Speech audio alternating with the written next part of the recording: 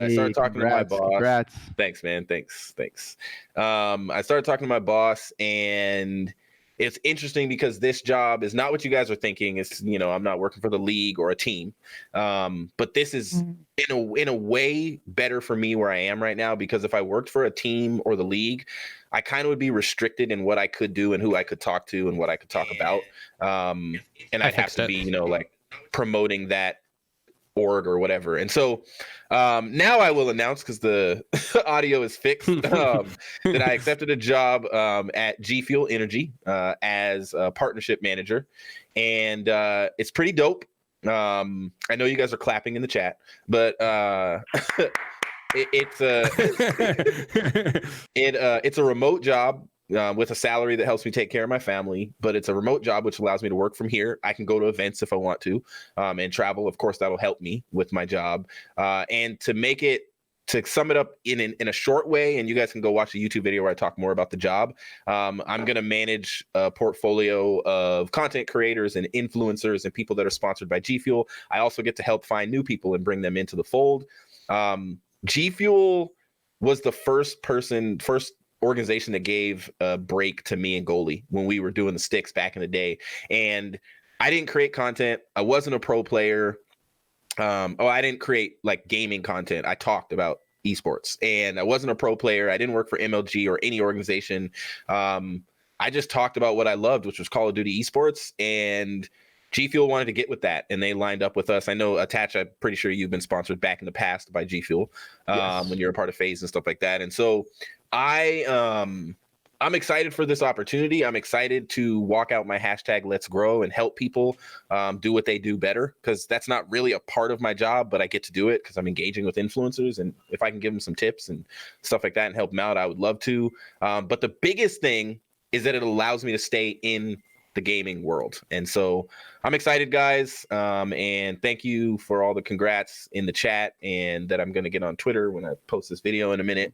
I'm just really excited. And here's the cool thing I'll close with, and I'll pass to Icon to introduce himself and Attach. But this was not a result of what I'm going through right now in my life. My boss let me know this morning after hiring me. He was like, "Hey, I didn't know everything that was going on in your life. Somebody just told me about it." He's like, "I somehow missed that." He's like, "But look at that timing. Isn't that timing interesting?" And I was like, timing is everything, dude. I was like, there's so many other jobs that I've been mad I couldn't get. And now to land one that was just based on my merit, based on my resume, my passion for gaming. And so I'm excited about the opportunity. And that's me. I'm a partnership manager at G Fuel. And I make content on YouTube and do this podcast every Monday at 7:30 Eastern. All right, I'll pass it over to you, Icon. That's super cool, man. First, before I get into all the other stuff, Kingdom, I just want to say congrats, man. I'm super happy for you. Very much. That's really awesome to see.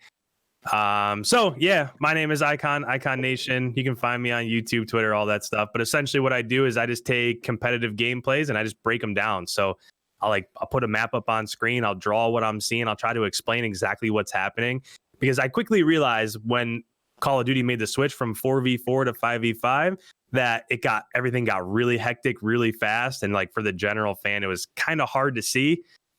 So I'll just be watching a gameplay and I'll stop it and I'll be like, all right, let's just take a step back. Let's just look at this, break it down so that people can see what's actually happening. So that's what I do. That's my background. That's where I come from.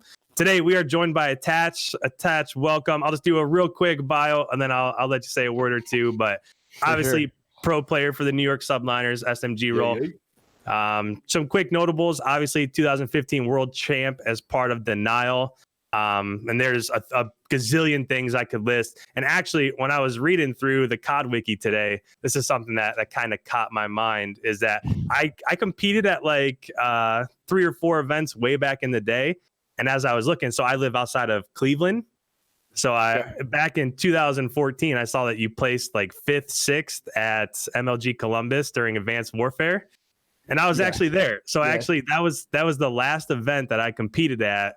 And we won one match, and then we got beat by Noble Esports, which was Killa and Study and those dudes. Yeah. So, but yeah, I thought that was kind of cool, a little blast from the past 5-6 years ago. But Attach, man, welcome to the show. Thank you guys for having me.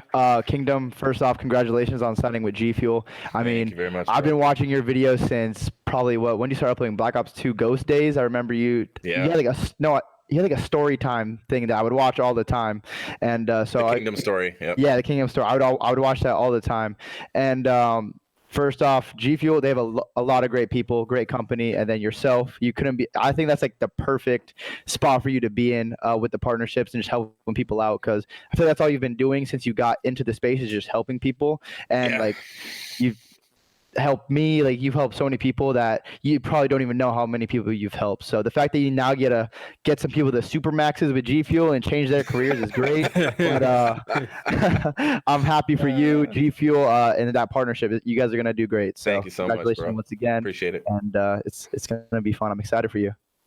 All right. Thanks, man. All right. So something we do for guests that come on the show is this part called Fast Five, where basically I'm going to ask you 5 questions, and I'm not going to ask them all rapidly. And all I want you to do is answer as quickly as you can, which means what comes to mind when I ask the question. Don't spend too much time thinking about it, and answer as best you can.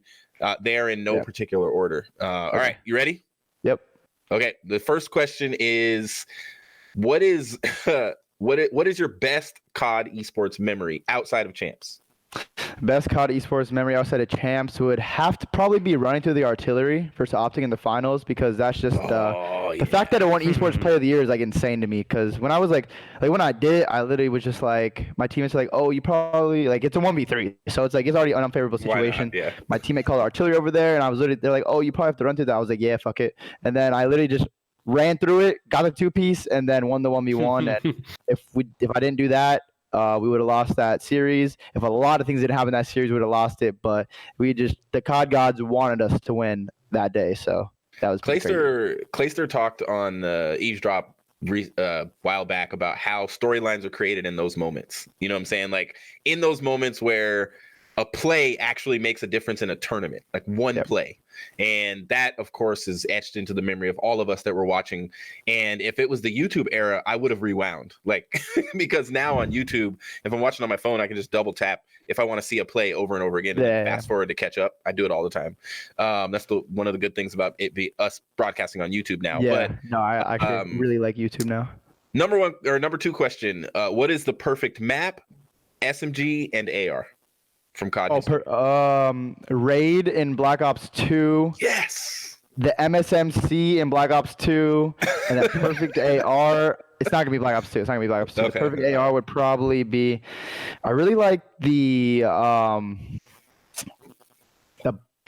Black Ops 3 M8. Yeah, I like that gun a lot. Okay, I didn't see that one coming. Black Ops 3 M8. Raid, I always put at the top of my list. People they say that, what do you mean Raid? How can Raid? Like, there's something about playing Search on Raid. There's so many memorable plays even on that map from multiple players. I remember, wasn't it Rambo that shot a... wasn't it Clayster? It was Clayster. Shot Clayster shot the arrow. The cross and blew up the van? Yeah. Oh, that was ridiculous. See, I remember it. I remember that. I remember Clay. Yeah. Well, yeah. Rambo's a great guy. He missed Ray. Yeah, he's amazing. So here's the thing. So that leads actually into my next question. Who is your COD father? My COD father? This is a tough one. It would probably have to be replays, to be honest, just because after Rise, he really wanted to pick me up. So I'd probably have to be, he was like my other transition into, I would say, a top level pro team. Because when I was on Rise, I would say we were like an average level pro team. We got 4th once, then we placed like 8th, so we were kind of just average. But then once I got on Denial, we were instantly like pretty much a top 3 team. And so I'd probably have to say replays. Do you remember his content? His YouTube content? Like replays. When he was Faze replays in like Black Ops 2? Yeah, he actually he did good. That's where I saw his potential as a coach, honestly. Yeah. Because he talked about what to do around the map and how, and like, I caught myself trying to make up a little fake team and having fun on Black Ops 2 and playing Kingdom 8s and stuff like that. I just wanted to beat goalie. And so back then, I remember watching replays videos, and when I did my best competitive vid series, I would call out some of his content because I really liked what he did. And for those of you guys that don't know, he's talking about Crowder now. Yep. If you don't know that's replays from then. All right, next question. You said that you watched this event a little bit of it there, present, some of it from a distance. From a analytical standpoint, as a player, as a pro player, what do you actually watch for when you're watching your competition play each other? How teams push to break a hill, what they do when they get a setup on a hill, S&D strategies for sure. And then same things for Dom, how they hold and how they push, really. And then looking for those little like nerd spots people will use. People will find like these really weird spots that give you a slight advantage that people don't often look at or can just help you in any way. And looking for those little random spots that can help you get that extra kill or the extra 2-piece. Is it true that Clayster, I always hear him like he was one of those nerds that at the beginning of a game, he always spends a lot of time finding nerd spots. Did he do that when you were his teammate? Yeah, he definitely found like a bunch. Like I remember probably the most famous one would have to be in the Black Ops 3, the tree thing where we got forfeited on that snow map. Parasite forfeited us, his team Complexity in the league match. Oh, I remember that. And then what was that? He was like, "Is this an unintended line of sight? Is this like?" He just kept saying that over and over. So I would definitely say Clay does, because yeah, he's definitely a weirdo when it comes to like in-game stuff. He usually likes to do a lot of like little weird stuff and have some fun. And he always likes to use like the different guns that aren't like the most common ones, I would say. So Clay definitely likes to get a little creative with all those things. Yeah, Clay, it's cool to see someone at that level, because those nerd spots matter. Oh, they definitely do. They I mean, absolutely they do. matter. They can benefit you and the team. It's like, why not do it? So it's definitely smart. Here's the last question, maybe the most difficult. What is the number one thing your team needs to fix? Number one thing our team needs to fix is playing together, because right now, like our team, like the fact that we're even winning maps sometimes in series is kind of surprising, one series is kind of surprising because we are so off pace right now. Like we get all the kills, put ourselves in great positions, and then we do like the hard part and then literally mess up on the easy part because we just don't want to either communicate or work together. It's like we want to do that, but we don't. That's not like our first instinct to do. So just getting on the same page, and I think we could easily win events.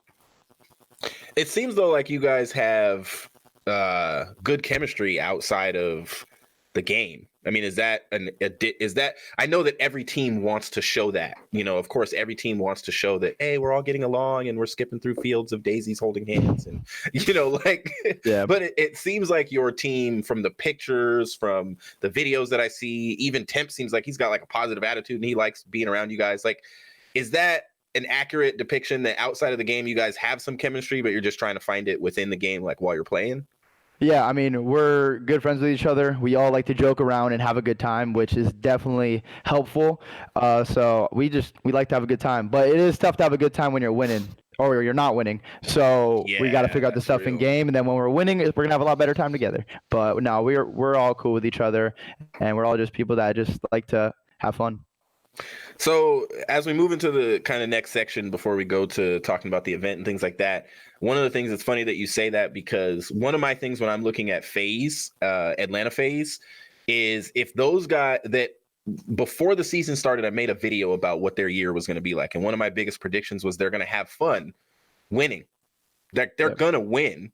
They've already proved that this last weekend, but they're going to win some tournaments and they're going to have fun doing it, because the way they win, it seems like if they win, it's going to be dominant. Like, I don't know if we'll see Atlanta grind one out this year. I mean, I thought they would have to maybe if they saw Chicago, but that didn't happen. And so I think you're right. When you're winning, it is easier to take that out of game fun right into the game. And then you laugh even while you're playing. You go up 2-0, you're going to win the last map. It's halfway through the dom and you're like, oh man, we got this, you can have a lot of fun in those moments and carry it to the next series. Definitely. So what we're going to do now is we're going to kind of talk about as it stands. And these are a couple things that I'm pulling out of the event, and then we're going to go into day one and day two, but I'm going to pull out of the event for us to talk about. And the first thing is, as corny as the statement is, Atlanta wasn't phased. And so I want to ask the two of you guys, like, your thoughts, and I'll start with you, Icon. Like, what are your thoughts on how they played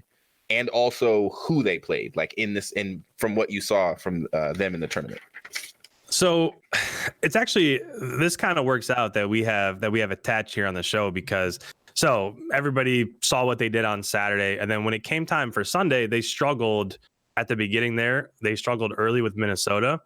And this is just a question that I had for you, Attach, is that if you're in that format, so if you're coming down to Sunday and you're in that format, oh man, you guys are cracking me up with but anyways, so you're in that format, it's championship and you're getting ready to play. So if you're Atlanta, you went 2-0, so you've already qualified for semifinals. Yeah. And you have to come out and you're cold against a team like Minnesota that just played. They ended up taking 3-2 over Paris. I mean, for me, that's I don't mind this format, but that's kind of the one issue that I have with it, is that those teams could look dominant on Saturday, such as Atlanta did. And then you come in, Minnesota just played. Minnesota's been having a good weekend. And then you're forced to play them in a semis where, I mean, you can warm up backstage or whatever all you want. So, yeah, I mean, is it hard to, I guess my question would be, how hard is it to really get into that mindset? Because you've seen teams struggle with that already this year. Yeah, I mean, it's difficult. I mean, scrims backstage, no matter how hard you try, they're just not the same as being on the big stage. You can get very close, but you're not in the same mindset. You're never actually going 100% until you get on that stage. That's when you're actually going 100%. You can think you're going or try to go 100%, but you're not. So it's very tough, especially because you're facing a team that's off a win. So they're hot. They're in that tournament mode. Their communication's already good. That could be another big thing. If you're not really getting your communication warmed up and practicing it, it could definitely mess you up when it's your first match of the day after a team's already hot. They get that one first map win. They got momentum going into second map. They win that, and then you're just kind of down 0-2. The one thing that FaZe showed was resilience to be able to bounce back like that and get that win, which that was huge from them. I think everyone was seeing if they can clutch up, and they proved they can. Yeah, I think I mean, I see where you're coming from. It just seems like it's one of those things that's like, it's a little bit difficult to get the ball rolling, and then as soon as it does, it just takes off. And they showed that in the finals against Florida with the 3-0 there. So yeah, I mean, for me personally, Atlanta just struggled a tiny little bit to get going there against Minnesota, and so I watch a lot of scrims. I break down a lot of film, and I never even thought really about communication. So like, you can warm up your thumbs and your instincts and all that, but when it comes to communication, even in scrims, it's probably not the same as it is when you're on the main stage in front of the bright lights. So yeah, that's a solid point. Yeah, no, definitely. It wouldn't be easy just to come off of just not playing all day, and it's never easy to do that and play a team that's warm. So the fact they're able to clutch up is very impressive. Yeah, they did good. They had a great weekend, and we'll talk more about it when we get into the days.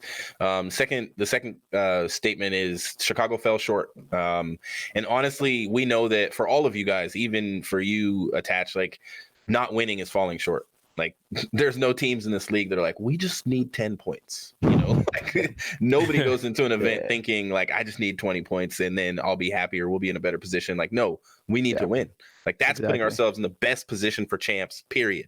And who everybody wants to be there. So when it comes to Chicago falling short, and I guess I'll start with you, Attach, just based on what you saw, what you heard maybe in some interviews, and you were around for Saturday, where do you think they went wrong, or what was off with the team this weekend? I couldn't pinpoint exactly what was off, but you can tell something was off. I mean, they had a super close game to Toronto. If they don't clutch up that first map or win that, I think it was like a 1v1 round 11 game 5 after being up 4-0. 1v2.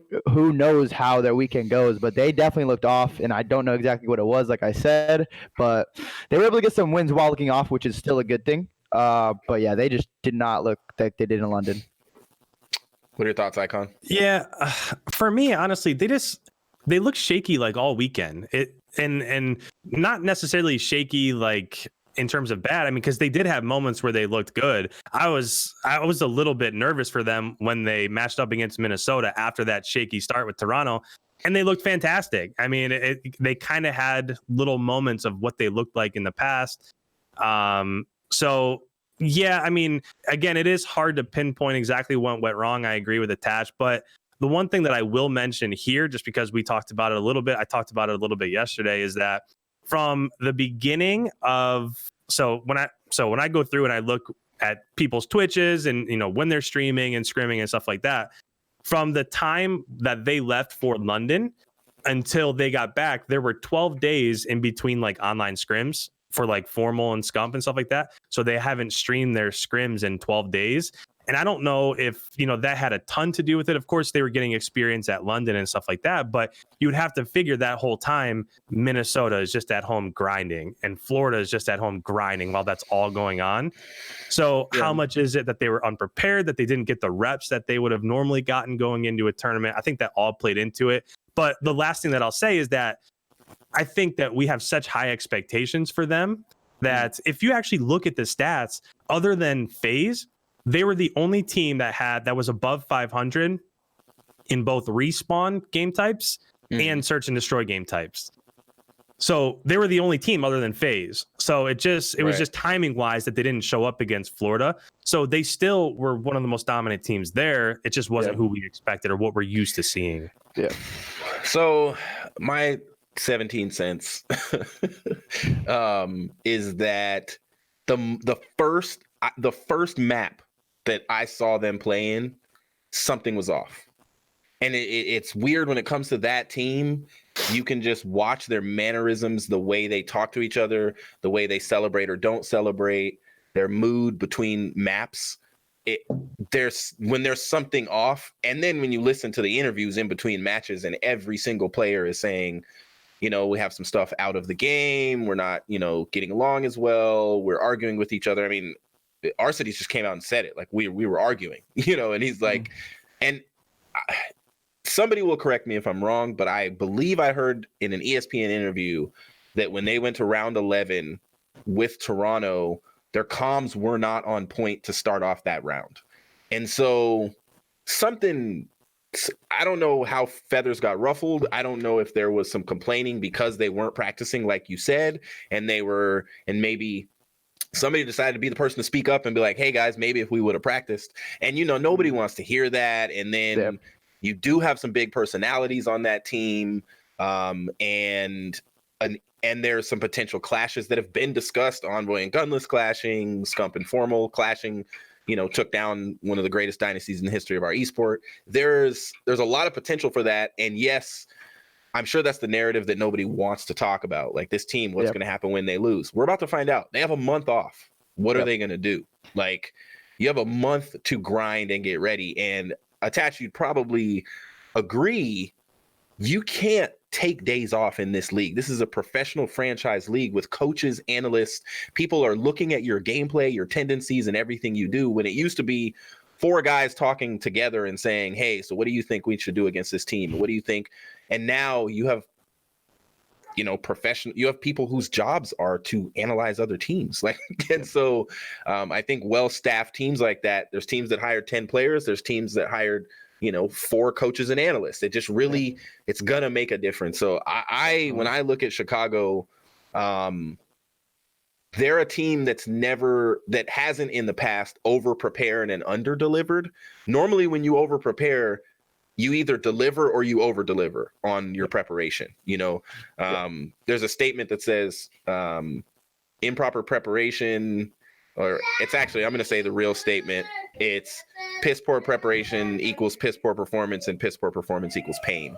And it's basically saying, could you guys hear my son in the background? Yeah, a little bit.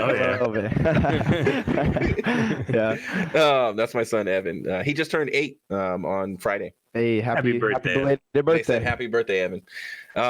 He's a Minecraft junkie. That's what this post nice. From his big brother. But so anyway, I guess I don't want to belabor the point, but I think you can't take any of these teams for granted. You can't. You just can't do it. No matter how successful you've been, you beat Dallas 3 times, you won London, you still have to get ready for that next 2 weeks, that next event. And Attach, I don't know if maybe you can kind of speak to what that preparation looks like for a professional esports organization. Like for you guys as a team, John, and I don't know who your other coaches and analysts are, but JP. Oh, and JP, that's right. Yeah. So are they preparing for who you are going to face and who you might face? Or are you guys spending most of your time talking about your first match and your potential qualifying match? What is, I mean, if you can share that, because I don't want you to give away strategy or anything like that.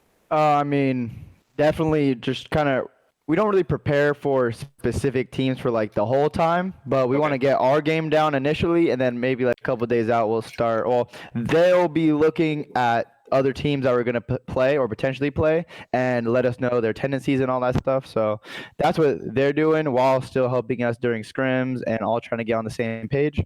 Yeah. So yeah, you could definitely prepare, but you don't want to over prepare because you still need to play your game. Because if you over prepare for one team and then you play another team who doesn't play anything like the other team you prepared for, then you're kind of in a bad spot. So you want to play your game and maybe make some slight changes to things you notice that you're gonna that are gonna change when you play teams that you prepared for. Well, everyone that was playing Chicago, including Atlanta, there was an interview done that was amazing by Katie Bedford, and she interviewed Atlanta, and all the players said the same thing. We need to play our game, stick to our strategy. But number 3, we need to stop Envoy. If we face them, that's what we're focused on. It seems like other teams in certain maps and modes were able to, like, I think his best KD this weekend might have been in Search. Like, they were able to slow him down, and it made a difference on Chicago, and they weren't able to adjust. And so they're a great team. They're well staffed. The thing about it is, you can have coaches and all that, but you guys also have 5 professional Call of Duty players that have been studying tendencies in other players for a very long time. Yes. Okay, so the next thing for As It Stands is the Rokkr rocked. They did an amazing job this weekend. They're that. I'm going to throw a stone out there and say that they're going to be this year's E-United, that they're going to be like that likable team that everybody just wants them to win just because they want them to win, except for when they play against their people. But they kind of started to walk in those shoes in this. I think everybody kind of at towards the end of the tournament, it's like, man, Minnesota's really showing up. I like Minnesota and all the guys on, and you hear everybody talk about when they played Minnesota. It's like, I love all those guys on Minnesota. They're just all great guys, and so I think they're becoming that. I guess my kind of question is, what did they do to find success? Like from the standpoint of another pro, and then Icon from the standpoint of an analyst, like what did they do like that you guys saw?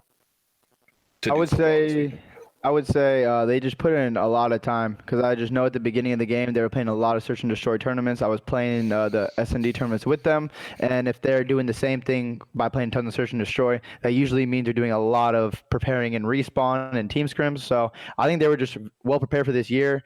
They all probably came into the year with like a chip on their shoulder. Probably because people weren't rating them too high, so that is probably another big thing. And then they're just like, we're gonna cancel all the noise, practice, and just become good. And they've been playing pretty well this season so far. I'm pretty sure they out-scrimmed everyone at the beginning. Like when I saw the original scrim numbers, I was like, dang, Minnesota, like they had almost double the amount of scrims as some of the other teams.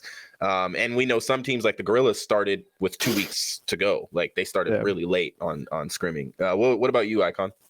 I don't know. It was kind of like a tale of two stories for me with them also, because I thought they were super impressive against Paris both times that they faced them. And then again against Chicago, they seemed kind of flat. I was just pulling for them before they got reverse swept by Atlanta. Yeah. I don't know. They seemed to have all the momentum. It seemed like everything was on their side. And one of the most impressive things to me is that when they beat Paris both those times, they did it in different ways. So they kind of strung. So like the first time they came out a little slow, they lost the hard point, and then they just stacked together the next search, the next dom, the next hard point, and they won that one 3-1. And then the next time they played Paris, it kind of, it went to that game 5, and they ended up clutching up. It was like, I think it was 6-0. I think they 6-0'd them in that game 5, the second time they played Paris.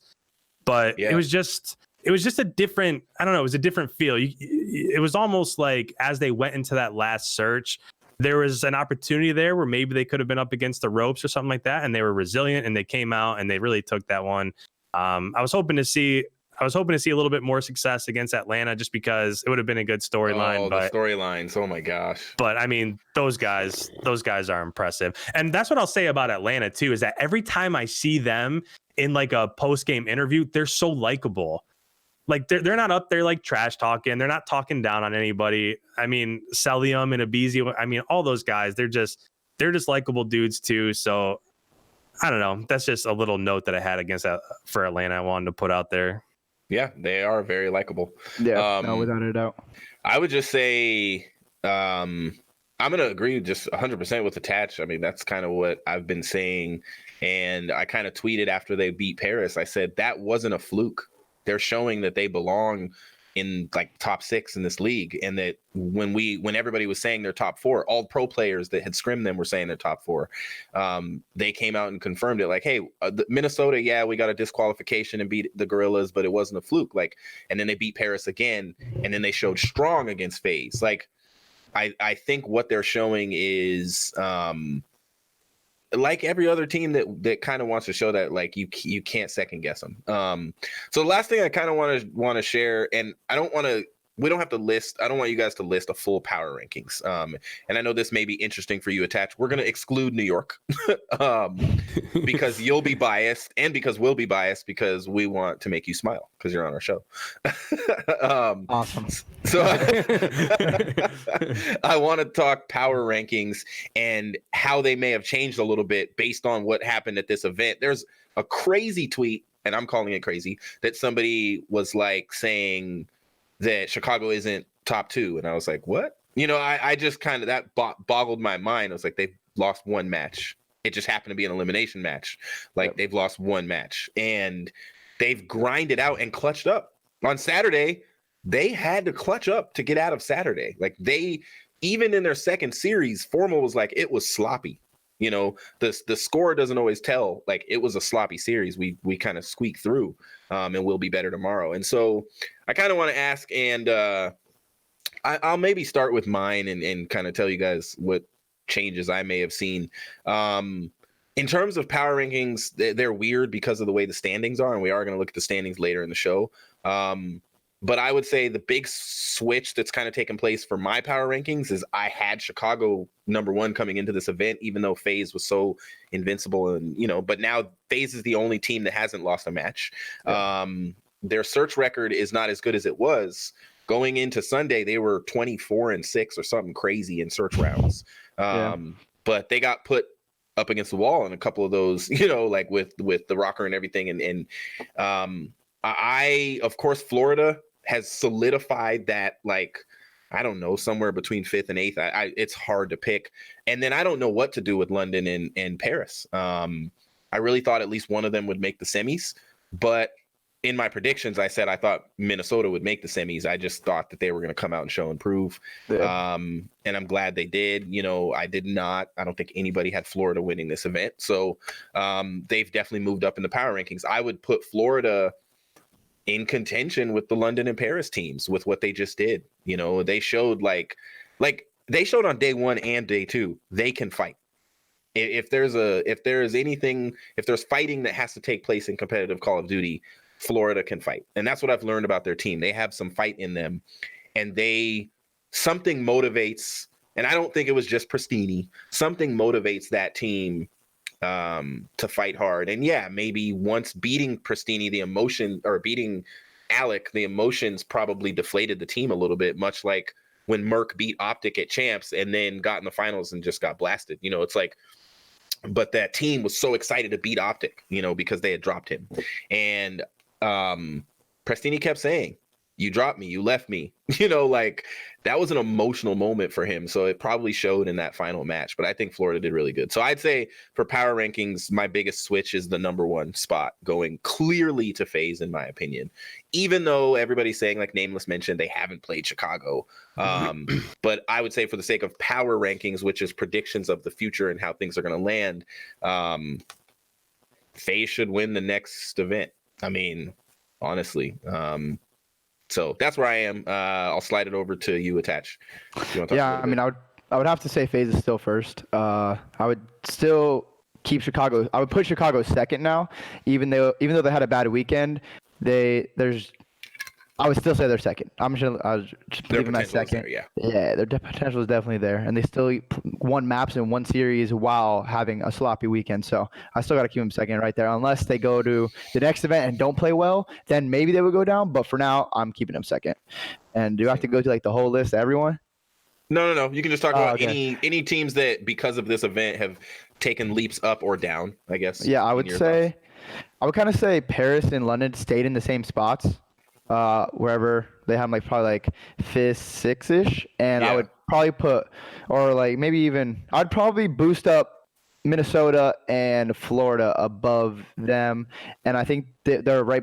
Minnesota and Florida would be right behind like the Dallas Empire, and then after okay. Florida and Minnesota, because I'm still keeping Dallas third, and I would put Minnesota, Florida like fourth, fifth, Mhm. and then like London and Paris behind them. So that would be Okay. my All right. main ones. Is what's happened with OGLA unexpected to you, Attach?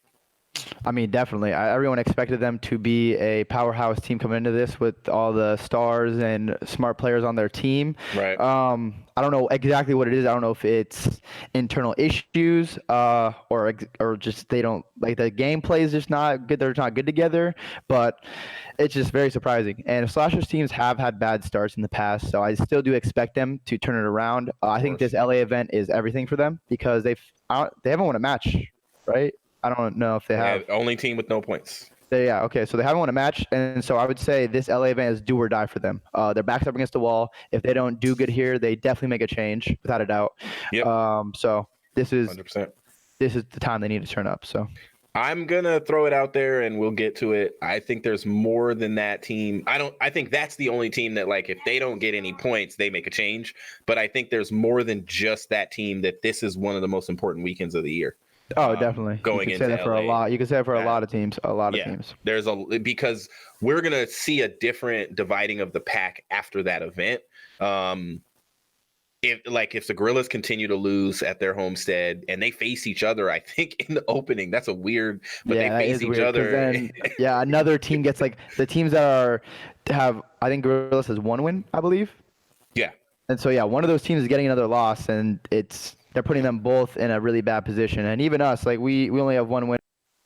So that's and you tough. can start against Dallas, right? Yeah, we have a really tough match versus Dallas. So we got to put in a lot of time and make sure we get on the same page because we can't let another thing like London happen where we won first match really well. We were playing super good versus London. We won first map, clutched up second, and then got reverse swept because going 2-0 in a day, getting that momentum, and then being in the top 4 is huge. And if we would have been able to clutch up, we would have had a lot more points. And who knows what happens Sunday? Maybe we win the event. Maybe we get second.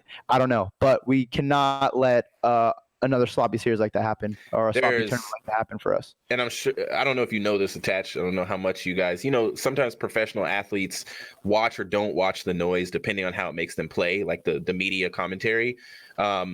You guys are one of those teams. There's a couple of them in this league, like OGLA, where you guys can beat any of the teams in the league, even the top teams. Like your roster, what you guys have done in the past, your potential for the future. There are some teams where it's like, I don't think that. And Toronto is one of those teams that got slept on like that. But I would say win that Dallas match. Like that would be good. That would be good. I mean, I don't, not a pressure moment, but I'm saying that would show and prove something to everybody. Like, hey, we beat this team and now we belong and can, even if you have, no matter how many points you leave with the event, beating Dallas in that opening match would be big for you guys. And I know you're preparing for it and everything. And of course you guys feel the same, and not to put pressure on yourselves, but to just gas yourselves up and be ready for it. You know what I'm saying? Icon? Power rankings? So just like that, it's really hard to rank these guys by numbers, but I really feel like there are 3 groups. I feel like there's like the 2 at the top that have performed and are performing. I think Atlanta's clearly number 1, but Chicago, even though they had a rough weekend, I mean, they've proven that they can be there. So I think there's those 2 that are performing. I think there's a group at the bottom that's not performing. So you have like the OGLA in Toronto and Seattle and LAG. And then in the middle, I think there's just a bunch of teams that are threatening right there. So Dallas, Florida, Minnesota, Paris, London, Attach, you guys. I feel like if you took any of those teams and it doesn't matter which 2, if you were to pick 2 out of a hat, I feel like if those 2 teams were to play 10 times, one team would win 6 of those times and one team would win 4. I feel like everybody in the middle there is so close.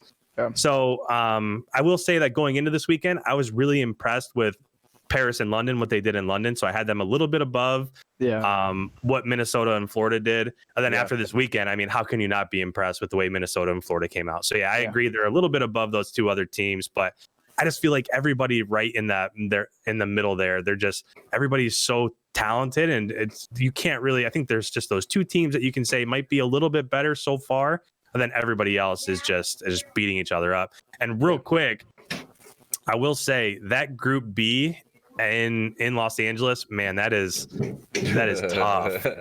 I mean, you guys, I mean, you guys in Dallas and Florida and Atlanta, I mean, it's going to be a tough road ahead of you guys. But yeah, if you can come out like you guys said, if you can come out and beat Dallas, that would be massive for your confidence. There's a 90% chance to get to day 2, you're gonna have to beat Dallas or Atlanta, and so that's like a it's a show and prove opportunity. I think it's a great opportunity for you guys. Like people talk about, Icon talks about it all the time.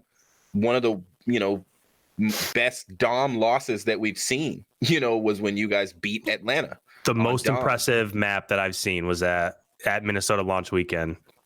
Yeah, that domination win you guys had over Atlanta. Yeah.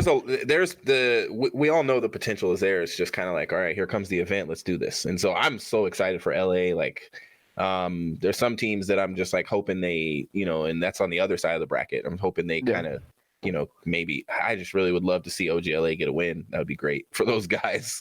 They're too talented. But the way things have worked out, and some people have said it's the bracket and the teams, they've had the toughest schedule. But I mean, Dallas has had a pretty tough schedule. They played Chicago and Faze in the first weekend, and they missed out on 20 points. And so while you're Chicago now and you're sitting at 70 because you got those 20 points extra, and you're Faze and you got those 20 points extra, like that, it matters, so definitely. All right, guys, we're going to take a quick break. Keep typing your questions in the chat. I love seeing all the talking, and thanks for all the follows, guys. We're approaching 6,000 followers, but I love seeing all the talking and chatter in the chat. I love seeing you guys talk back and forth. I'll be grabbing some questions from chat. When we come back, we're going to talk about a little bit about day 1, day 2, current standings, and then we're going to talk about some storylines before we get out of here. So we'll see you guys on the other side of however many minutes goalie takes us away for. Haven't heard goalie say that we're live. Okay, he said we're live now. All right, welcome back to the show, guys. We've been having a blast. We talked through some power rankings and some of the scenarios that came out of the previous event. I see you guys going crazy in the chat about Chicago versus Minnesota, and I love Let me check it out. I love to see it. The storylines, honestly, are what makes Call of Duty esports, in my opinion, one of the best esports on the planet, because you don't have storylines like this in anything else. You don't get the twins going against each other and all the emotions on the stage and like all of the storylines that are happening. Like, it's amazing. I made a whole video about Pristine and RCD facing each other, and I thought it wasn't going to happen until Chicago. And then these guys end up, because Florida's like, nah, they're going to do this now. And now it's like big brother beats up little brother and they're twins. And I told you I didn't need you. What now, punk? But I love you. Give me a hug. It's like, it was like such an interesting. Go ahead. I think that definitely is what separates Call of Duty from any other esport. I feel like Call of Duty, the supporters and the viewers and followers know so much about each player and so much about their background, where in other esports, I feel like sometimes that is the case as well. But I feel like in Call of Duty, you know everything about everyone. And I think that's why Call of Duty got built up, because Call of Duty esports didn't get built up, in my opinion, too much because of like the game. I think a lot of it was back in the day, like that rivalry, complexity in Black Ops 2. Like everyone loved Optic and wanted to see them win events, but they weren't winning in Black Ops 2 except for that one UMG one. And then complexity was dominating, but everyone wanted to see Optic win, so they hated complexity. And it was just like those are like the storylines that get built up. The Farico one, like all that. So I feel like a lot of people fall in love with Call of Duty esports because of the personalities and teams in it, not so much for the game. And you guys are not shy about showing your personalities. Definitely like, that makes a difference. Like when you have players that are not, like, there's some shy players in our league, like Hook is a shy dude. I bet you in person he's not, like, but kind of on camera and even on Twitter, he's just a shy guy. Like, but the personalities in Call of Duty are like, I'm out here, I'm in your face, you know. I'm like, you guys are not afraid of, and you're also just, because I remember I got to meet you in person, which was pretty dope in Seattle, you and your mom, and like you guys are also super freaking genuine, just genuine, down to earth, like, yeah, I want to beat them and all this kind of stuff, and I'm going to talk mess and scream on the stage. But, you know, I love that I get to play Call of Duty for a living, and, you know, in a way, I think sometimes you guys see each other as peers. I don't know if that's an incorrect assumption, but like even if you're on different teams, you know what I'm saying? Yeah, I mean, we've all been through so much together, just from being here since the beginning of Call of Duty, even before I went like pro or was even in the scene and know. These people have went to events together. They've traveled the world together. And then when I got in, I've traveled the world together with these people, talked to them so much, built friendships that will probably last for a very long time. So we really look back at it. We really grew up together because it all started when a lot of people were like 15 years old, 14, and traveling the world, which is just crazy. So we've been through a lot together, traveled a lot, had a lot of fun, made a lot of good memories for the most part. Then there's obviously the little beefs here and there that happen. Yeah. That's just going to happen naturally. Right. But yeah, we've been through so much together, and it's so crazy to have a lot of people that you've been through so much with still in the community today.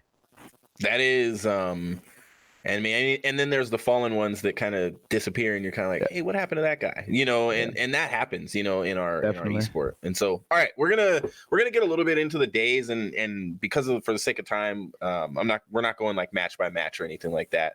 But I do want to talk a little bit about, and Attach, I know you were there on Saturday, and you watched some on Sunday, but I also know you're probably aware of all the matches, but maybe didn't watch every single one. I mean, I don't know what you guys do.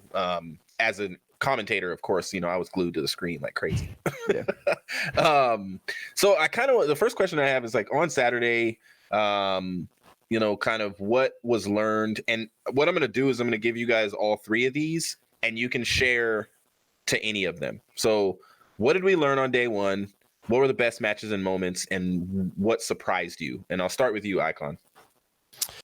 All right. So what did I learn? Immediately, we learned that Minnesota was the real deal, right? We weren't really sure like what they were capable of up until Saturday. So even going into that, in my predictions, I thought that was going to be Paris, right? I thought Paris was going to make it out of that bracket. Was going to be the other team to make it out. So right away we learned like, okay, so Minnesota is absolutely in that top echelon there. So for me, we learned that they could play. We learned right away that Chicago wasn't quite Chicago, and we talked about them already. So I guess maybe they showed that they can have an off tournament, right? That's something that I've talked about a little bit, is that before this, you kind of figured like maybe if one person has a down tournament, the rest of them can pick up the slack. And really what we learned is like, it's capable that a couple of them or two of three of them don't really play very well. Like this past weekend, Scump and Formal, T2P, they just didn't really have a great event. Right. So we learned that maybe if two of them don't have a great event, the other three can't really overtake what's happening there. I was a little bit discouraged by the way that Paris performed. I just expected, I don't know why, I was just so high on them after what they did over in London. Paris and London, I was super impressed with them. So I was really looking forward to what they were able to do. And they just didn't, I don't know, they just didn't perform like I thought that they would. And then, unfortunately, I think OGLA is in a lot of trouble. I mean, if they're the only team without points and you're really trying to make those top, what do we say, it was like the top 8 teams for champs. I mean, you're putting yourself kind of really behind the 8 ball there. So, I mean, think about it. If they don't come out and play well at this next event in LA, I mean, we're only in our 4th event, right? Going into our 3rd tournament, but 4th weekend. Yeah. And if they don't play well, I mean, is it already time where you're thinking, well, maybe there's not enough time left for them to turn things around? I don't know. That's the thing with like all of these cumulative points that build up week after week after week. If they start in such a hole where they're at, who knows? One thing that I'll say, probably the best match for me was that Toronto-Chicago match. I thought there was for me, there was absolutely the most like emotion that went into that match, because I'll be honest with you, I ordered a pizza, man. I sat down, I was watching some Call of Duty, and all of a sudden, like halfway through 3rd map, I'm like, oh crap, like maybe I won't get to relax like I thought I would. Yeah. So yeah, that map 5 round 11 was something for me. Crazy. And then also the draw in that domination match between Florida and OGLA. Yeah, that was bananas. Like, not only was that super intense, but it was the first time that we've seen a draw, even though the score didn't say a draw. Yeah. So it was interesting to see how they were gonna treat that. So for me, that's what I learned. Those were my best matches, surprises, stuff like that on day one. Okay. Attach. Yeah, I would definitely say the best match of the day, easily Toronto and Chicago. I was at my hotel on Saturday. I started watching the match. I was like, oh my God, Toronto is frying. I think they were up on the Hackney Yard by a pretty good amount. I get to the venue. I'm like, they lost first map? Okay. And I was like, they're probably going to get smoked after that. And no, they played pretty well. They brought it to map 5, and they were down 0-4, and everyone probably thought that was watching, oh, this is over. Chicago got this. But Toronto fought back, and they went to round 11 and almost won. So that was probably the biggest or the best match of the day, I'd say. Yeah. And if they would have won that, I mean, they would have had all the momentum in the world going forward. So I think that's a really heartbreaking loss for Toronto because they've definitely been one of the teams that's been underperforming so far this season. So that's definitely a heartbreaking loss for them. I think we also saw that a lot. Atlanta is still dominant. That was like their first match since Minnesota. So we've heard about them online and team scrims. Well, everyone that's been like following COD's heard about them, but they just showed that, yep, we're the real deal that first day, and they won 2 matches, I believe. I can't remember who it was versus Optic LA and who was it? The second one. Oh, no, their second match was on Sunday. They played. Oh, Paris. it was. Yeah. Oh, they only played 1 match on the first day. So they played. No, I think they played. They played Paris 2 on the first day. Minnesota played Paris on the first day, and and they lost to Chicago. They played Chicago. No, Atlanta. Oh yeah, Atlanta played London and OGLA. Okay, OGLA and then London. Yeah, I think Atlanta solidified that like we're the real deal again. Yes. We're back, and they went 2-0. The third craziest thing, the third thing was it kind of sucks that Optic LA played Faze Atlanta because they're just a really good team right now. So that's just a tough loss. And then that domination. Because I think if OGLA would have clutched up, got 1 more kill, and got the win, they would have been up in the series 2-1 versus Florida. So that was just such a huge momentum swing. And then they just lost the series 3-1 after that. So their struggles just continued. But that could have changed the team morale for sure if they would have got that win. So they're still won struggling. that Dom. Would you think they would win the series? Yeah, definitely. I think they would have won the series because I mean they got 2 more chances. Like the way you're feeling is a lot different going into that 4th map than when you win than when you get the loss. So that was tough. So for me, I'm like sitting here flipping through. I took way too many notes, guys. It's really bad. One of the things I'm noticing as I'm looking at my notes is Chicago had some hardpoint struggles. They against Toronto, like you said, they went down 60, and they just basically if you can call it a reverse sweep, it was like 234 to 175, and Chicago just took the rest of the points. That's crazy. That's hard to do. It's hard to do. Yeah, they kind of ran away with it, but no, I'm sorry. Chicago was up that much because they had reverse swept from whatever lead Toronto had. But in the second hard point, Toronto was up at 1 point, 219 to 130. And so again, you can't. This isn't a slay enough heavy game, in my opinion, where you can just come back from a deficit like that and depend on that. And teams are studying how to rotate tendencies, all that kind of stuff. In the second series, they were down 76-0 in the first hard point against the Rokkr. Like 76-0, and they end up losing 250 to 107. Who would have ever thought that the first team almost getting 100-point clubbed would be Chicago in hardpoint? I didn't see that happening. So I'm happy they won that series because not seeing them play on Sunday would have been very awkward. So both of the series, but that game 5 round 11, and I'll say this, I'm happy that Toronto is finally like, yeah, we're here. Okay, I'm looking at. Thanks for putting questions from chat, goalie, in the chat. So it's like for Toronto, they've said like now, because I said at the beginning of the season, they are going to be the meme team. They are going to have the best and most entertaining content, period. Like there's no way they're letting methods be methods. Like this team is going to be so fun to watch. And the bright pink, it's going to be crazy and amazing. And the players they have are just fun. And then they came out and they're like, we almost beat you. That's kind of like what their video said yesterday. And I'm like, come on, guys, just have more fun with it. Like, Yeah, but almost doesn't count in this league. That's what's unfortunate. Is like, unfortunately, Toronto went home without any points. They got close as you can get to Chicago. But I don't know about you, Attach. I'd rather that last game be a 6-0 than a game 5 round 11 to lose against Chicago at that point. Like that I know that was painful for them, and you could see on their faces of all the fun that team has when they lost that. It was just because, and you're a professional player, you guys have talked about this in the past, you revisit that play over and over and over and over. What if we would have, what if I would have ran the full rotation? What if I would have, and then I would have picked up what if I would have checked the bomb literally 1 second earlier, would have changed that whole game.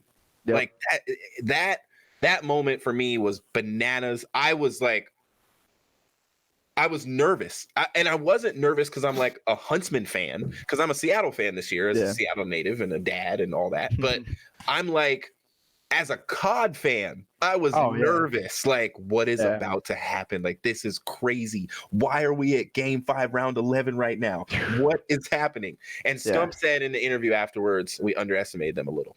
And I'm actually glad to hear them say that. You never want to say that. You don't want, as a competitor, you don't want to say you underestimated a team a little bit, but Envoy kind of confirmed it. And so that was my big thing on that day, is I learned Chicago had some clear vulnerabilities that could cost them this tournament, which, I mean, they ended up not, making it as far as they wanted to at all. Like, in my opinion, they wanted second at the very least, but of course they wanted to win. They wanted to prove something, like, no, FaZe can't stop us, all this kind of stuff. But, they didn't prove it. So, all right, moving to day 2. We can talk a little bit about best matches and moments, step ups and letdowns. Like, what teams left day 2 not as well as they wanted to, and who stepped up on day 2? That's kind of an obvious question. And then kind of ending with, what did we learn from this tournament? Like, what? And I'll start. I'll say real quick that, of course, Florida stepped up. I said it earlier, but they had a lot of dog in the fight, I guess, if that's a terminology. Pristini fried against London. They won that by almost 100, 250 to 154. And London beat them 6-1 in the search, and it was like, okay, all right, this could actually happen. But then it goes to game 5, and Florida wins 6-3, and we found out, okay, Arcides and Pristini are going to face off. And I guarantee you guys, everyone thought, dang, Arcides has to beat his brother. And even when you heard the interviews of Arcides, it almost sounded like that. Well, I'm going to have to face him. And it's almost like I'm going to have to use my mighty team and show him, teach him a lesson or two, teach him a thing or two. But they weren't the ones doing the teaching. And that was, to me, the Faze versus Rokkr series was freaking ridiculous. I just said, what a series. I took no notes. You guys can't see it, but I said HP, Rokkr take game 1, 250, 211. And I didn't write anything else, but what a series. Game 5, round 9, Faze takes it. The Rokkr could win Minnesota. I don't know why I wrote that. Maybe they could win their own event. I don't know why I wrote that. But I was impressed with the Rokkr overall. And the Chicago, Florida, I'll say this for what it's worth. We're going to talk about it a little bit later, but what I learned from this event, I guess, I'm going to skip over that. What I learned from this event overall is that this format works, in my opinion. And I don't know how you feel about it, Dylan, but this format, I'm already used to it after 2 events. I'm used to this GSL format, and I thought that it was going to be weird. I'm sure, as someone that wasn't there, those other 4 teams wanted to be there, but at the same time, I think this works. It brings a level of entertainment and build up to that final day. And then once you get in those final matches, it's like, okay, you can't slip up or you're out, and there's a lot of pressure on those matches. It did when we saw those 2 teams facing off, Chicago and Florida, and instead of Chicago getting to go to a loser's bracket, they're out. Like, it made such a big difference. And it meant a lot going into that grand final. And so I also learned that I don't think hype battles should be put before the grand final. I learned that. That broke the consistency of the tournament. Yeah. If Chicago was in the final, you could have gotten away with that, which that's what everybody was thinking, because everybody would have watched anyway. But I think it was you, Icon, that said on your stream last night, we dropped 50,000 viewers, half of our viewers immediately. Because Chicago was out of the tournament, like immediately. Yeah. And then you throw a hype battle, so you're not going to retain anything. You know, it's like, oh, we're not even showing competitive Call of Duty. I went and did other stuff during the hype battle. I listened to it a little bit, and I'm not saying the hype battle wasn't a cool thing. It just, before the grand final, especially a grand final that was unexpected, where it's like what we would call maybe an underdog phase, and many of us were anticipating what happened, which was a 3-0. You got to and getting and maybe thinking for a moment this, but that break changed everything, in my opinion. Yeah. Is either one of you want to go first on kind of what you learned from the event? Who stepped up and I'll go. the letdowns were? Okay. I will say Florida and Minnesota stepped up. I think those are the obvious ones. Chicago kind of went down just because of a sloppy weekend, but they're still second. But like, I'm just saying they were like a letdown to everyone. How for the expectations they have, everyone just thinks they should easily be top 2 at the tournament, at that tournament for sure, like in the finals.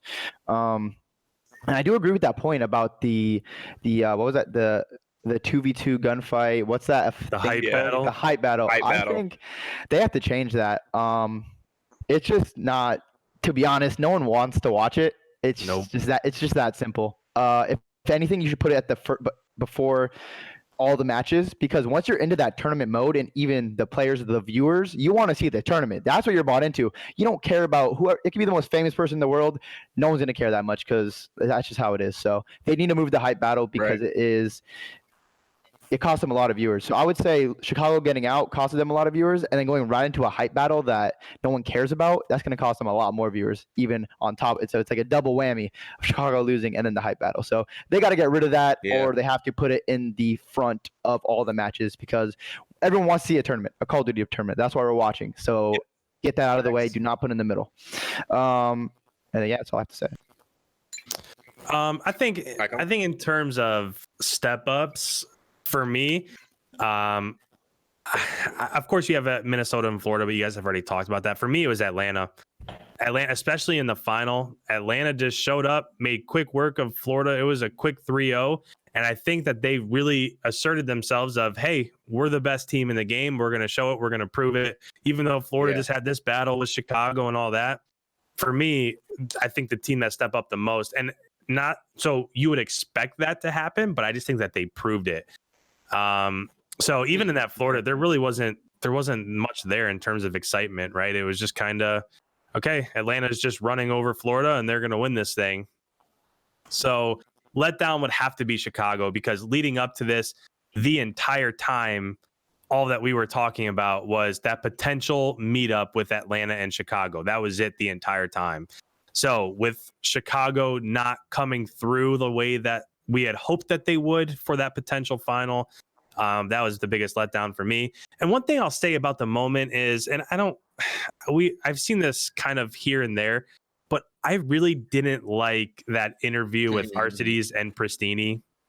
I think if they just would have, like, if they would have just gave it like a half hour, maybe done it like in between the hype battle or something, but those two guys, they already wear their emotions on their sleeves. So having to be in front of everybody after a big match like that, I don't know. I personally just don't like the timing of that interview. But one thing that I will say, and I said this on my stream yesterday, and I've kind of been throwing this out there a lot of people that have been asking, is that for me, the only reason why I did like it is because for me, that really showed that they care, right? Like that match absolutely mattered to them. Whereas, so like, I'll just use this example because it's one I've been using and I'm a Cleveland fan. It's like you watch the Browns, they go out, they stink it up, they get smoked. And then after the game's over, you have Baker Mayfield and Lamar Jackson, they're exchanging jerseys and just chalking it up and laughing and stuff like that. Whereas with these guys, it just really seemed that they cared about what was going on. So in terms of moments, that's probably the one that I would go with. And then the viewership I was going to point out also, but we already ran through that. So that's my takes for day 2. All right, guys, we're gonna do current standings and storylines to finish off the show. But before we do, we're gonna take a quick 2-minute break for I'm sure you guys have seen the technical stuff going on. We're gonna reset our call, switch servers, and all that kind of stuff. So we will be right back. All right, we're on East. We're living with Attach. Let's go. All right, We're living with Attach. Thank you guys, by the way, for all the congrats on Twitter and all that kind of stuff for my new job. I'll be honest with you guys, it's not even real yet. Like I've already started working. Like you hit the ground running with this kind of stuff, but it's not real yet, and it'll be real probably when I start communicating with other people within the organization a lot more, and people that have my job already. There's a couple people that do this and start learning. But then also when I show up at an event, that'll be cool. Like that's what I look forward to. Like, yeah. I did want to touch on before we continue. I did want to touch on what Icon was saying before the break, and we're skipping way down to the storylines portion, but we just won't talk about this whole the twins. Beautiful moment. At the same time, like if I'm Preston, I want to be able to gloat for a minute without looking at my brother crying in my face, because it's hard because Preston was crying too, and he's like, he wants to talk crap, but he can't. Like they're asking him like, so why? What were you saying there before the match was over? And he's like, oh, just nothing much. And it's like, Courage handled it really well, but shout out to Jack, but. Yeah. Also, you put freaking Arcides up there, who honestly is ready to lose it. Yeah. He's looking at his mom and whole family crying in the crowd, and he just took an L that means, they asked him later, what did you guys talk about? And he said, it was loud voices. It was like they didn't have a lot of nice things to say to each other as a team. They were not happy with the way they went out of this tournament. And so, because it's almost like when LeBron left Cleveland and he went back, and I think the Heat had went down by like 20 something, but then they made this crazy comeback and they won the game. I'm sure you know this story, Icon, because you probably hate LeBron, because you're from Ohio. But like that whole storyline, like they were like, we're gonna do everything to make sure that LeBron gets a W when we play his team, and so for me, that was too big of a deal to handle it the way they handled it. But anyway, all right. So we're going to go into current standings. We're going to take a look at the standings real quick. And kind of what I want to talk to you guys about or ask you guys about is what storyline or what do you learn, I guess, by looking at the standings? What is important? It's kind of on the screen, on the stream. You can see it. Goalie's got it up there. And I think he has win-loss as well. And I kind of just want to know, and I'll start with you, Icon. Like, what do you learn looking at the standings? What matters? A lot of people in the beginning were like, the standings don't matter. I am way against that, and I'll talk about it in a second. But I think the standings are important to look at because they determine who's going to champs. I mean, the standings they're very important. Yeah. Very important. That's everything. Standings are literally everything. How you start in this league determines how you finish in this league. So, Icon, if you want to kind of talk about that. Yeah, for me, I think just to clarify that point, because when I said that the standings don't matter, that's when we were talking about like the discrepancy between how many points Atlanta would have after so many events and how many points Chicago would have after so many events. I wasn't even talking about you, to be honest. Yeah, no. But I did mention a statement like that, so I just wanted to clarify. So like I feel like for those teams that already have titles under their belts, I just feel like it doesn't really matter for those. But where it does matter is in that, that 8 through 12 range. So with Toronto already being at 2 events, I mean, that really puts them kind of behind everybody else in that regards. But I'll tell you, LA is super important for me. When I look at this, I don't really look at Paris or Minnesota or Florida, or I don't look at that bunch that's in the middle. I'm really just focused on those 4 or 5 teams that have 10 points or less. So in terms of standings, that's my takeaway, is that like the teams at the top, I feel like they've kind of already secured where they're at in a way. right? Because you wouldn't expect, so for example, like Paris or Minnesota or Florida, you wouldn't expect them to go 0-2 in their next 3 tournaments or something, right? Even if they get 1 or 2 wins, they're still probably going to have enough points to be solidified in their roles somehow, at least. Now, if Seattle comes out and wins a tournament, Attach, if you guys come out and win a tournament, now that's maybe where their pro points start to get a little bit iffy, because you guys could easily leapfrog them by having a good weekend at one of these tournaments. Right. So for me, if I'm looking at that graphic, I really just look at like 8 through 12, and that's just where my eyes gravitate. And all of those teams, they need to have big weekends coming up at LA. So that's what I'll be looking for once LA comes. All right. What about you, Attach? When I look at that, we got to win. That's all I see. I don't care about anyone else. We just got to win. The good thing is there's a lot of teams that also haven't won. I'm really happy Chicago and Atlanta are at the top, because that's where a lot of people expected them. Like, if we had teams that you wouldn't expect to be at the top, and then Chicago and Atlanta were even worse or like lower on the standings, then it'd be crazy, because those teams are gonna be good. So I'm really glad they're at the top, and I'm pretty thankful for how this turned out, that we still have a chance to make some noise. And if we win in one event, because we have a lot of events coming up soon after this LA one, so we got to do well in LA, and then we have like I think 3 events in a month. So that we're gonna do well in LA, and then we're gonna take one of the next 3 events that we have in April, I believe. So just get good, start off hot, and win, because that's what we got to do, because we want to make it to champs, and we want to win that too. But it all starts with what we do every single day in practice as a team, outside of game as a team, what we talk about. And we all know what we need to do. We know how good we can be, and we don't want any of this more losing shit, because it sucks. Have you ever had to play 3 tournaments in a row like you're about to have to do in April, where it's like nah, 1, 2, 3, like 3 weeks in a row you're gonna play literally a tournament in, what is it, Chicago, Seattle, Florida, Seattle, like 3 straight and weekends. so 3 straight, and I keep saying I think after that I call it the mid-season sprint, because after that some teams only have like 3 tournaments left, and so after those 3, I think the standings are really going to show, okay, who's fighting for wild card, who's totally out of it, who's in it.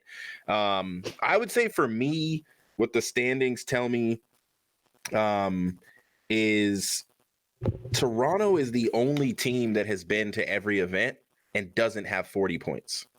And it's an interesting number, but they've been to every single event that we've done this year, all 3, and they're the only team that doesn't have 40 points yet. So that's a clear indication of being behind. You could think the New York Subliners are behind. The New York Subliners missed an entire event so far. Toronto is the only team that's that low in the statistics that has been to every event. The other thing this tells me, I feel bad for Optic. That can't be a pretty position to be sitting in where you haven't won a match. I mean, and Attach, I know you guys are, that 10 points is going to matter. Oh, for sure. Every point matters. Every point matters. Yeah, I know. We know. So we made it clear to our team and everyone around us that we know every point matters. So. Yeah, and there was this contention at the beginning after the first event or the Minnesota event. People were like, those points don't matter that much. Here's the thing.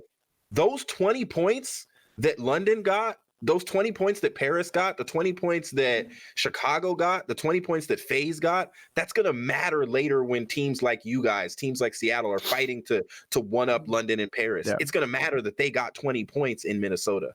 That exhibition match, whatever you want to call it, and it sucks that you guys don't have a mid-season event to kind of recoup some of that. But the points are absolutely important. You think about it, if you're a Paris and you don't have the 20 points you got that weekend right now, you wouldn't be sitting in 3rd place with 50 points. Yeah. You'd have 30 points and you'd be all the way down with Dallas at 7th, and so the points matter. I'm happy that you're saying that, Attached, because when I saw some tweets about it early on, pro players being like, it doesn't matter these standings. It's like, if you're outside of our esport, how do you know who's in what position and who's done well without looking at standings and without looking at where everybody is? So surprises going into week 4. I don't really have any. To be blatantly honest, I thought Minnesota and Florida could do what they did. I'm going to say this, and this is a hot take or hard take, but I'm going to say this, that either you guys or Seattle is going to leap forward over the next couple of events, in my opinion, and London or Paris is going to fall. I'm just saying that, and maybe it's going to be Florida that falls down or something like that. But I think some of the teams that had a great start, they're going to have a tough midseason because other teams are wrecking. I said this about London and Paris immediately when I saw them come out so hot in Minnesota. I was like, oh. And then when what they did in London, I was like, well, people are going to look at their tendencies more. Wuskin started streaming now. Like, you're going to start seeing things. They don't stream scrims yet, but you're going to start seeing things, and people are going to pick up on things and take note. Okay, London is a good team. How do we prepare for them? And their midseason is going to be different, and then they're going to adjust, and they might have a great end of the season to make sure that they get into the league. That's kind of what I would say I learned from the current standings.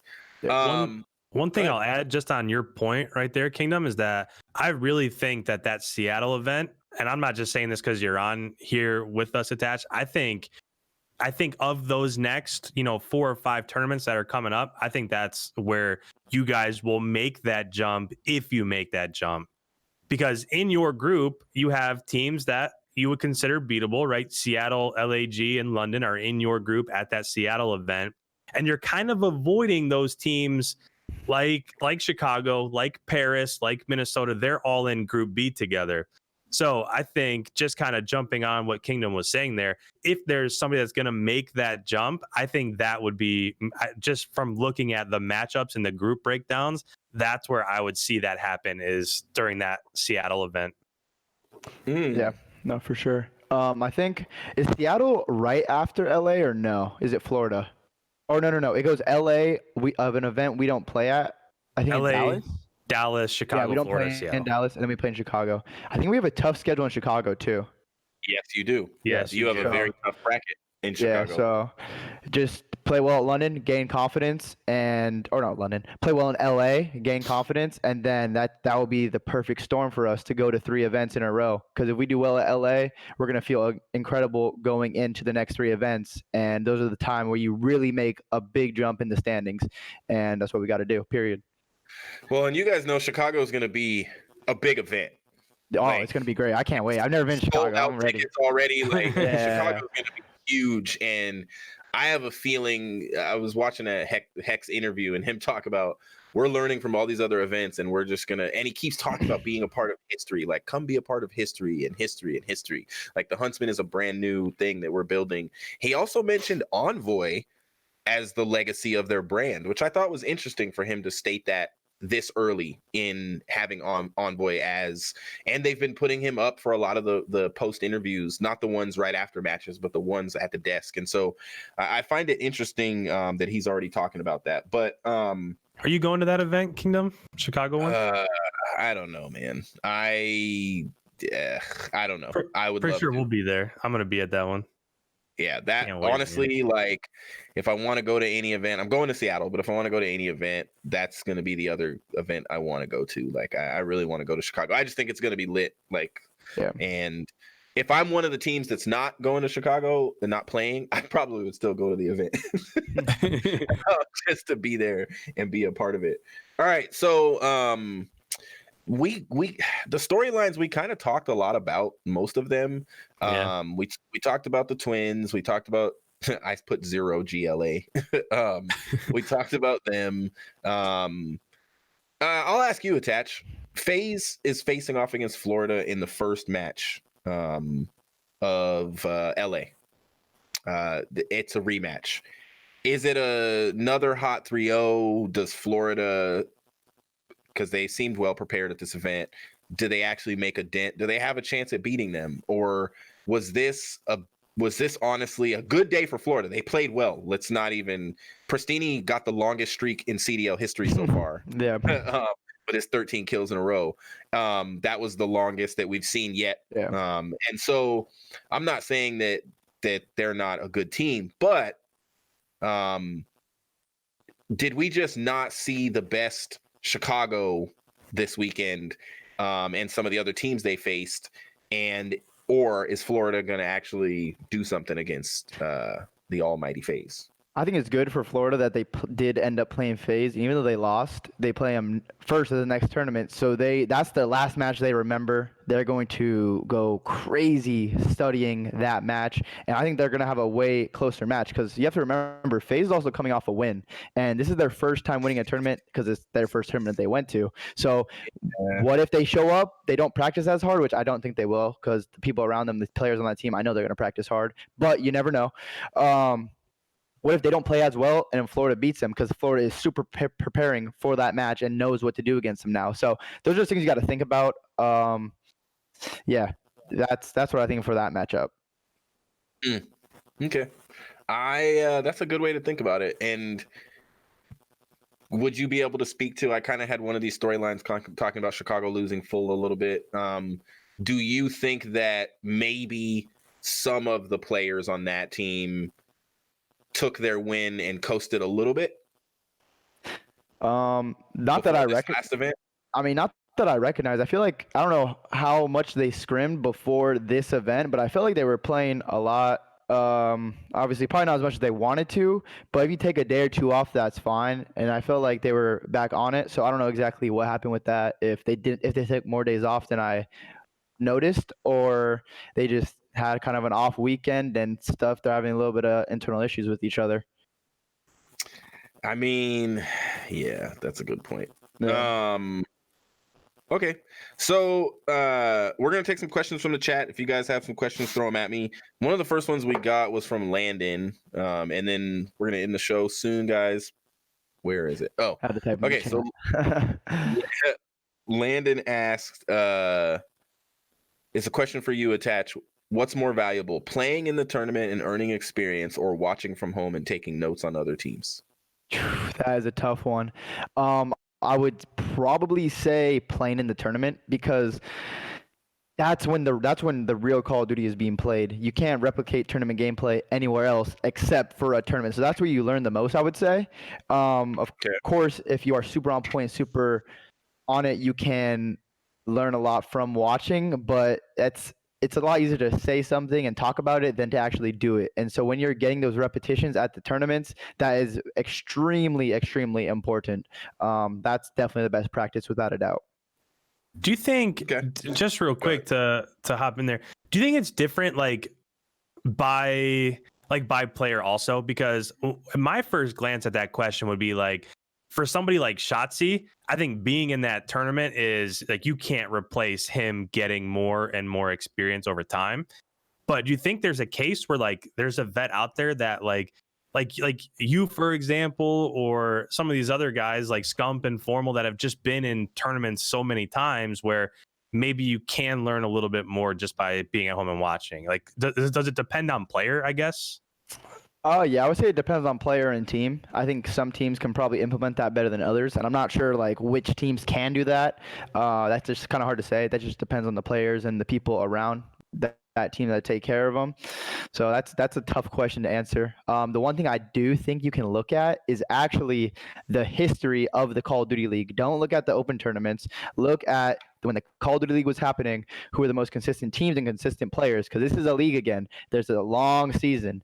So who is the people that are consistent over time rather than just having one hot weekend and then not doing too well at the other tournaments? So looking back in the old league standings, you can kind of probably see a pattern of players and teams that do well over competitions or long seasons like this.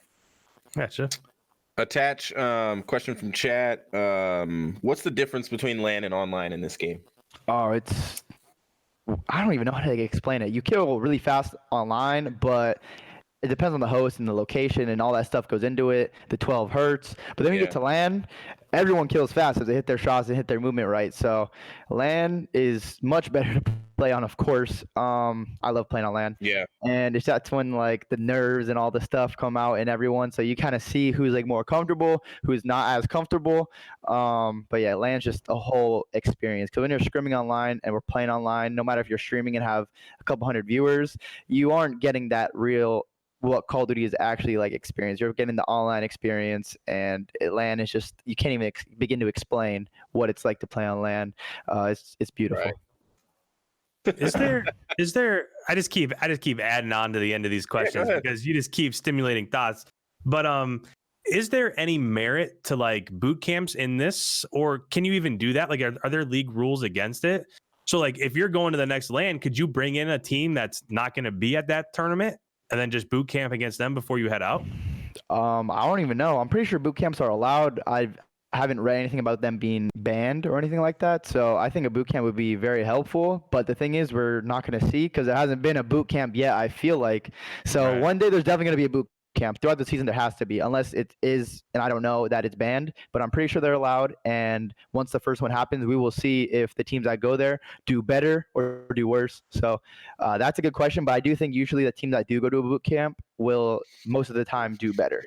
Right. Yeah. I mean, there's no substitute for practice in that environment. Yeah, but you also have to be aware about who you're scrimming and playing at the boot camp because there's been times where teams have gone worse because they didn't play the top teams at boot camps. There's been times that worse teams have gone much better because they were playing top teams at boot camp. So it's a lot of things go into it. Okay. What is the biggest challenge with the new format? That's another question from the chat. The biggest challenge with the new format, I don't know. I honestly feel like the format's pretty solid. Not playing at every event, and not having a losers after you get out of groups, like, does it feel like? So, are you saying it's just better? Yeah, it feels overall better. I mean, it's probably weird to be in winner's bracket and then lose one game on Sunday and be out of the competition. That's probably the biggest change of the format, I would say. Because that would stink. Like, you're just feeling so good. You just 2-0, you fried on Saturday. You get to Sunday, you come out slow versus a team that just got a win, and then you're out. So it's like, oh, we fried on Saturday, but Sunday we came out slow and we didn't do well. That's probably the biggest change of the format and the most impactful thing. Well, okay, so this is just a question because I was theorizing, how could we make, like, the people that make semifinals, how can we make that matter? You know what I'm saying? Like, because in my opinion, the same team that fights hard to get to semis and loses is the same amount of points, because you only get 20, right? If you lose in the semis and you don't make it to the grand final, but you also can get 20 points.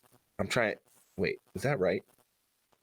I'm trying to think of how we can award the two teams that make it to that semifinal match, because you give 30 to second, but then third and fourth get the exact same amount, and then first gets 50. I was wondering if there was a way to be like 50, 40 for second, and then I guess you can't change the points. There's just no way to do it. Yeah, there's not enough time in the day and at the tournaments to like play out a third, fourth match. So they can't fit any more matches into the schedule probably. Everybody be jealous. Whoa, I almost dropped it on my computer. Be jealous of my pizza.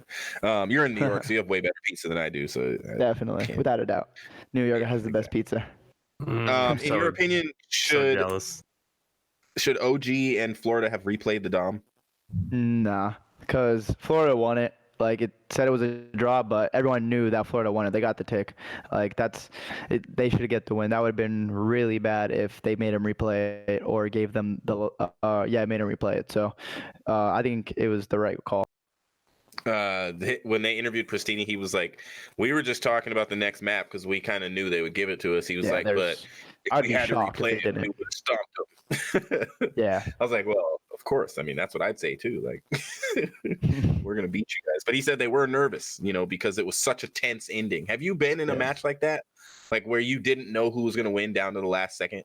Yeah, definitely. A lot of matches like that. And like, it could be at the time when like you're playing and then you die. So you're kind of like in a kill cam, and then you don't know if your teammates got the trade or if the other team killed you, and you don't know who got the time because you're dead for that 1 or 2 seconds. So I've definitely been in a lot of intense matches like that. It's never fun when you're losing, but it's great when you clutch up and win. So the last question I'm going to ask you after I ask you this question, because I asked Chance, the caster, we had him on last week, the changes that they've made, because you're a player. How has it impacted the game in general and how you guys play, I guess, and how you prepare, like the changes in the search time and in the Dom time? Has it made a big difference for your team at all? I mean, we don't know because we didn't play in Atlanta with those rules. We can base it off scrims, and I just think it's better. One S&D should always be 130. 2 minutes just gives you way too much time, draws out the match way too long. Like it just makes you gotta strat, you gotta do it. Period. Like don't give these teams all this time. Like do it. That's everyone has the same amount of time, so it's not bad. And then the 5 minutes on Dom, I didn't even know it was 6 minutes at the start. I cannot believe it was 6 minutes. That's just the dumbest thing I've ever heard. So 5 minutes. Hasn't it always been 5 minutes on Dom, or am I crazy? It's It always was. Yes. They don't. Somebody said they don't know why they randomly added and made it a 12-minute game. That's the weirdest thing ever. So I'm glad they put it back to normal because the series were taking way too long with 2-minute SNDs and then domination at 6 minutes. I'm pretty sure Minnesota there was some teams that would go like round 11 and it would be a 20-minute SND. If there's a 20-minute S&D, I am clicking off the stream. I'm going to do something else because I'm not watching Search and Destroy for that long. So I think it's better for the scheduling, the viewership, and all that. So because we got to get these matches quick. We got a lot of matches to be played. There's no reason to waste time playing an extra minute of Dom and then 20-minute S&Ds. You made me think of something, and I don't remember what game it was, where there was the first time we went to 13 hills in a hard point. Don't remember what game it was this weekend, but we didn't talk about, which I guess I want to mention, we didn't talk about the overall event and production and all that kind of stuff. I'll say this for what it's worth. I've been impressed with the CDL. I love how fast the matches are up and available. Day 1 had 1 million views before we even went to day 2. Day 2, of course, is over 1 million as well. The VODs are getting a lot of good viewership. They're doing top 5s. They're starting to, they're treating it like a league, and the post content has been really good. Yeah. The videos and what you guys are coming out with as teams and what you're producing, I'm sure, just like any other professional league, the owners are required to release certain things, and it seems as if, I mean, there's something that was built in that, Optic Gaming of old, where telling stories about players mattered, and showing video footage of behind the scenes and doing interviews, it mattered. And it's now like full force, and all these teams are doing, like, I saw you guys did something on Doug today, right? Yeah. They released the origin story of Doug Sensor Martin. So people just love seeing that because they want to know more about you, especially if they like you. They just want to know more about you and about your life. So, and then that gets them invested into Call of Duty, your team, maybe some other players. Like it's very beneficial to everyone when content is great. It's a win-win, and it's how you make fans.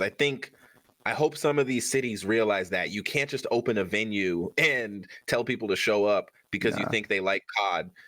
But we all watch COD from home. You have to convince us to give us a reason to go to a venue and sit there in a chair and watch one game at a time of Call of Duty on a huge screen and be close to the players and all that, rather than sitting in the comfort of our homes and watching it on our monitors and being able to play at the same time. Like, you got to convince me to come out to an event. And it's one of the things I hit up Bob Morris about, the guy that runs operations for the Surge. I was like, hey, I'd love to run around Seattle and build a buzz for this team. It sounds like that's what they're doing, because I want to see a sold out crowd in Seattle. Like, we have Nintendo's here, Microsoft is here. Like, this is a this is a gaming hub secretly. I mean, Twitch and Amazon are here. Like, it's kind of like, why wouldn't we have a great event if we did a Call of Duty event when we came here? And I think we could have done a better job with the last one we had, even though it was a lot of fun seeing all you guys and getting to meet. All right, so the last question, and Icon, you can answer this one as well. I'll actually start with Icon, give you a chance to think about it. Attach, Icon. Whatever, dude. Let's go. Top 3 players in the game.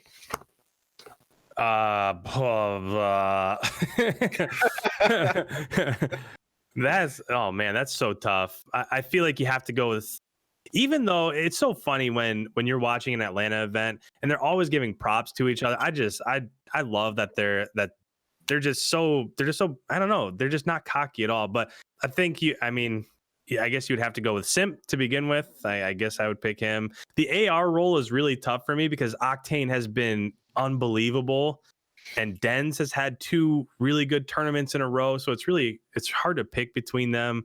I would, at this game, at this title, probably Octane.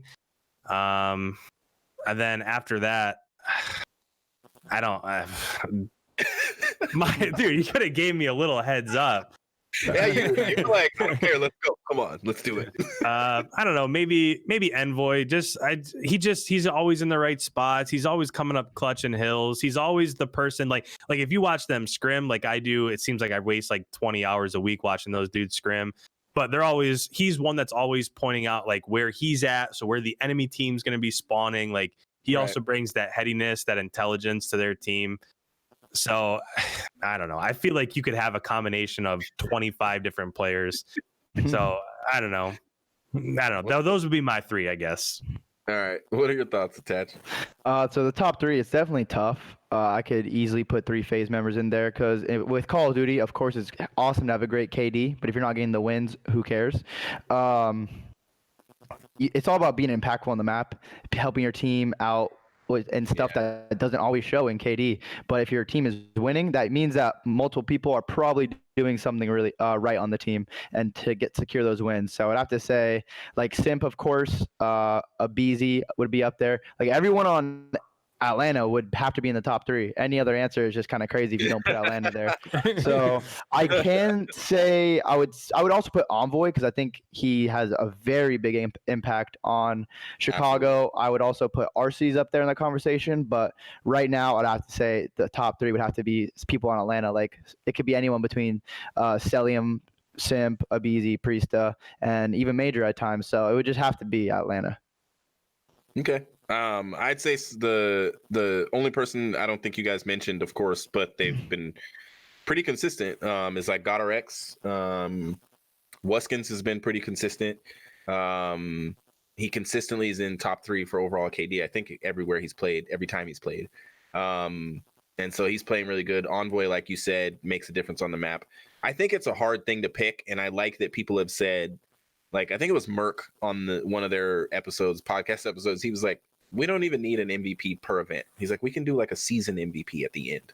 Because you really, like you said, it really matters how much teams are winning and what they're doing throughout the season. All right, guys. I don't know what's going on in the chat. I just see lots of faces from you. A lot of my emotes in the chat. Let's go, Utah Mo. Utah Mo going crazy with my emotes in the chat. Love to see it. Utah's the man. That guy, man. Thanks, Utah. He's my #1 gifter right now. Let's go, Utah, you beast. And we got my mom in the chat. Hey, Mom. I'll see you in a couple weeks or a week and a half, whatever it is. It gets better. So thank you, Attach, for being on. Thank you, Icon, as always, for being on the show. Getting to talk to you guys about Call of Duty each week, it's a lot of fun. I love this podcast and what we're doing. Comments on YouTube have been really good. We are working on a name. Goalie and I going back and forth about it. The thing that we're working on right now, guys, is just being consistent, being here every week. We've got guests lined up for the next couple of weeks and all that, and continuing to bring in faces and new faces and just talking about COD each week. Because the cool thing about this the way the events are going, I don't know what we're going to do, Icon, when they have the back-to-backs, but right now we're able to go prediction show, recap, predictions, because there's something every other week. Yeah. When it's back-to-back, we're going to be like, okay, so let's recap this event and predict the next event. And you're going to have to hurry up. That's what's going to happen. Hey, this is a much shorter show than we've done in the past. It is. So yeah, I appreciate you guys. Thank you guys for watching and everything. This will be on my YouTube channel maybe this evening or in the morning. Icons as well. Make sure to check out his content. Make sure to check out Attach, man. He's been uploading. If you play competitively, you want to play better just in general, he'll teach you how, and he always updates on his channel. He always updates when a weapon changes or the attachments change, and you should, use it. Or I think, didn't you try one of the newer weapons? Yeah, because there was a discussion about the DLC guns being allowed, so I wanted to test them out a little bit and see if they're valuable and competitive or viable. And people stopped really using them. No one really used a new weapon out of Atlanta besides M4 and MP5. So I'm going to have to say no. But it doesn't hurt to try because we've seen it in the past. There's been some guns that have won teams events. Like the OSA won Rise, the event in Vegas, because Jacinto had the event of his life. So it doesn't hurt to experiment and try out guns, because you never know what can happen. Potentially, it can win you the event. So Put you I just want to give it a shot, and then it's always good to just help people out. So if anyone goes to my channel, I think it's almost impossible for them not to improve or learn something new unless they're also a professional player. But even a professional player can pick things up from my channel. So no matter what, you will improve your Call of Duty skills if you want to, and implement the things I show in my videos. So I appreciate the shout out. Dang, bro, you need to like quote that. That somebody clip that. That should be your elevator speech. If anybody ever asks, "Hey, what do you do on YouTube?" You said there is no way you will not grow if you watch my content. I love that. Like, no, there isn't. I mean, your content is good, but I love that you are confident in your own content, and it shows in what you make on YouTube, and you know the success. And you've learned, like many need to learn, that consistency is key. Definitely, it definitely is. Just keep uploading. Like, just consistency is so key. So thank you, Attach, Mom of Attach. Thank you for always supporting your son, and just love you, Mom. It was nice meeting you in Seattle as well. And thank all of you guys. We will see you next Monday. We're gonna have a prediction show. I can't tell you guys who the guest is yet, but you'll see. Peace out, guys. Peace out, everyone. See you guys. Thanks for watching.